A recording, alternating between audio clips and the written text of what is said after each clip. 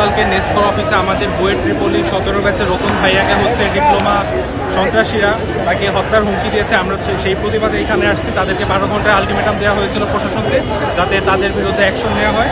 এবং আমরা আমাদের যে 3 দফা দাবি, সের জন্য আমরা 12 ঘন্টা আলটিমেটাম দিয়েছি। অলরেডি 12 ঘন্টা শেষ হয়েছে, সেজন্য আমাদের আজকে শাহবাগের ব্লকে। বাংলাদেশের একমাত্র স্মার্ট সিটি বসুন্ধরা এখন আরো নিরাপদ, আধুনিকতায় আরো এক ধাপ এগিয়ে।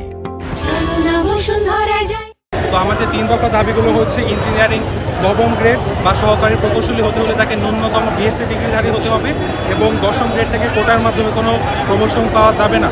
এতদিন আমরা জানতাম যে কোটার মাধ্যমে হচ্ছে ডিপ্লোমাদের প্রমোশন দিয়ে সরাসরি ইঞ্জিনিয়ারিং ফিল্ডে আনা হতো, কিন্তু তাদের ন্যূনতম যোগ্যতা নেই। তারা বিএসসি ডিগ্রিধারী না হওয়া সত্ত্বেও তারা কিন্তু আমাদের ইঞ্জিনিয়ারিং পদবিটা ব্যবহার করছিল।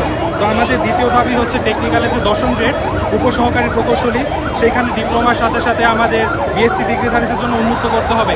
এবং সর্বশেষ এবং প্রধান দাবি হচ্ছে, বিএসসি ইঞ্জিনিয়ারিং ডিগ্রি ছাড়া কেউ নামের শুরুতে ইঞ্জিনিয়ারিং পদবি ব্যবহার করতে পারবে না, যেটা এতদিন ডিপ্লোমা সন্ত্রাসীরা করে আসছে। এবং তারা 2013 সালে নৈরাজ্য সৃষ্টির মাধ্যমে কোটার মাধ্যমে তারা কিন্তু এতদিন ইঞ্জিনিয়ারিং ডিগ্রি ছাড়াই প্রশমন দিয়ে আসছে 10ম গ্রেডে। সেখানে তারা উপসহকারী প্রকৌশলী থেকে সহকারী প্রকৌশলী হয়ে আসছে এবং তারা ইঞ্জিনিয়ারিং ডিগ্রি ছাড়াই নামের শুরুতে ইঞ্জিনিয়ার ব্যবহার করছে, যেটা আমাদের জন্য সম্পূর্ণ অসম্মানজনক এবং 24-এ আমরা যে জন্য কোটার জন্য রক্ত দিয়েছি তারও পরিপন্থী।